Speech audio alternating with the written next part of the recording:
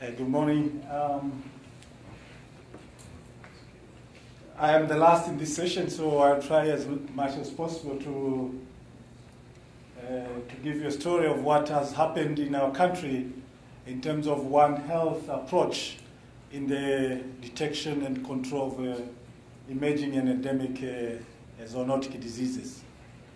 As you know, zoonotic diseases are the ones which affect different populations, as it has been already mentioned.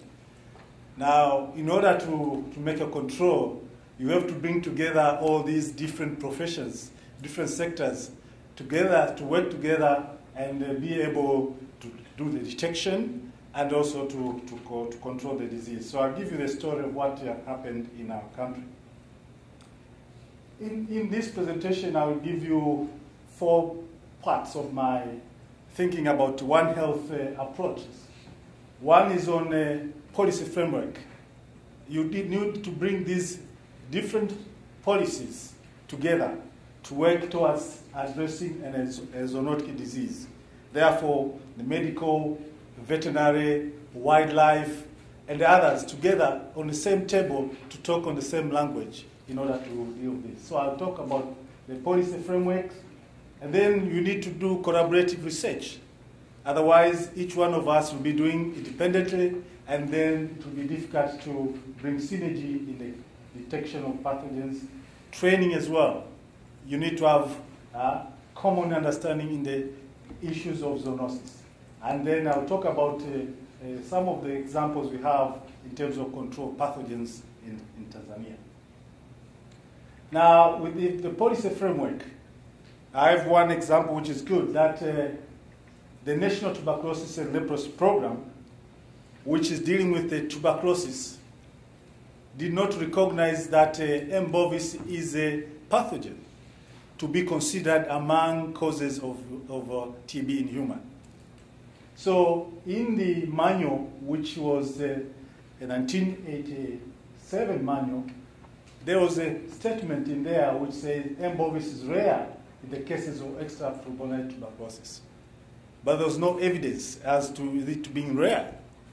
So, and you look at the trend of tuberculosis in the country at that time, there was an increase in number of cases, and this in blue is the extrapulmonary TB. And among these cases could be contributed to M. bovis. So we took an initiative of looking at this. What is the cause of this, which is also in the increase? So we did a survey in the country to look at the ratio of cattle to human population versus the extrapulmonary TB among tuberculosis cases. And where you have a high ratio of cattle to human population, there was also a high proportion of extrapulmonary TB. So this pointed us to show that there's something going on. Probably cattle are bringing some of the disease in human. And we did some work independently as veterinarian, asking assistance from the medical colleagues. And we looked at bovine tuberculosis in the country.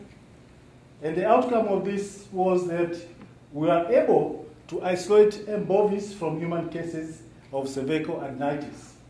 And this is our publication, which came from the first project we had. And this was not collaborative. We did it as veterinarian, requesting just assistance from the medicals.